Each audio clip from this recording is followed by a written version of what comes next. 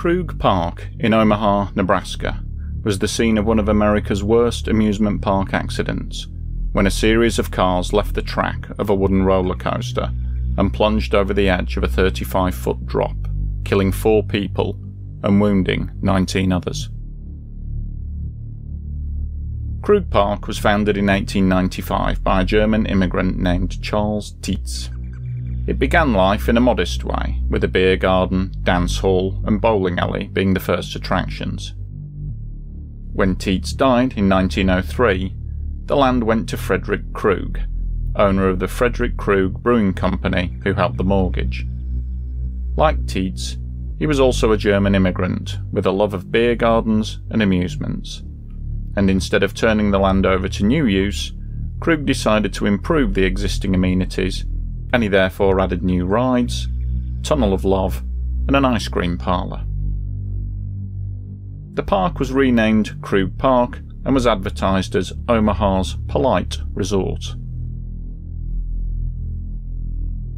Over the years, more attractions were added, and by 1930 the park could boast the wooden Big Dipper, a 72-horse merry-go-round, a penny arcade, picnic grounds, swimming pool with wave machine, and a dance pavilion. If that wasn't enough for the citizens of Omaha, there was also a human cannonball, aerialists, and Sunday night hot air balloon ascents. This was the era of prohibition in the United States, and the park was usually packed with crowds seeking fun and diversions of a non-alcoholic variety. The accident happened on the night of July 24th, 1930, a bustling warm night in midsummer. The rides were busy, and patrons strolled around the attractions eating ice cream and generally having a good time.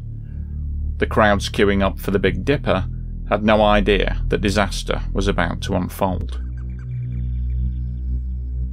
As the packed roller coaster cars were being winched up the incline by the cog chain, one of the front cars jumped off the track. As the chain continued winching the cars upwards, the derailed car began pushing off to the side of the track, thus derailing cars behind it and dragging everything over towards the edge. The trapped passengers cried out in alarm as they saw what was happening, but they were unable to free themselves in time. As one survivor recalled, "There was no time to jump, and we could do nothing but scream and tug at the safety belts that held us firmly in our seats." After teetering on the brink for a second, the first car plunged over the edge, dragging the other 3 cars over with it. As the cars crashed down onto the lower level of track, they overturned, trapping their occupants beneath them. Within moments, crowds of people were surging to the accident site, desperately seeking friends and relatives. The crush was so bad that the police were called to keep the crowds in check, as it was hampering the efforts of the ambulance crews trying to gain access to the victims. The driveway leading to the front of the coaster station was so packed that police were forced to tear down sections of the fence surrounding the park in order to get the ambulances through and transport the injured to the nearest hospital. Of the 23 people injured in the accident, 4 later died that night in the hospital.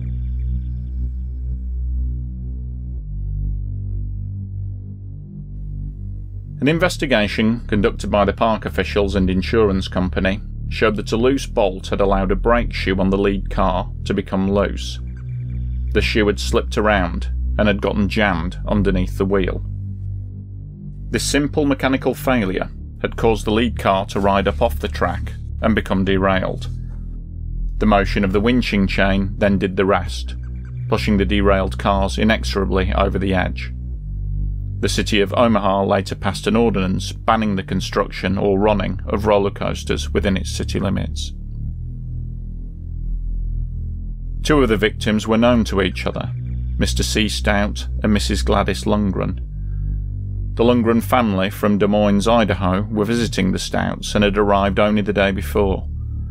Both families were at the park together, most choosing to go swimming on that hot day. But Mrs. Lundgren declined as she was suffering from a cold, but she decided to ride the Big Dipper instead.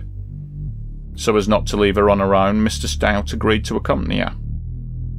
It seems sometimes that these dreadful outcomes hinge on the smallest of decisions, and in this case, it led to tragedy for these two families. After this accident, the fortunes of Krug Park were on the wane. The addition of a 4,000-seat arena in 1932 to host boxing and wrestling matches was not enough to slow the dwindling number of park visitors, and inevitably, the park closed its gates for a final time in 1940. In 1945, a fund drive raised $30,000 to buy the land, and in 1955, the land was reopened to the public as Gallagher City Park, and remains there to this day. There's no memorial to the victims of the Krug Park accident, and today the tragedy remains mostly forgotten, even to people who live in the local area.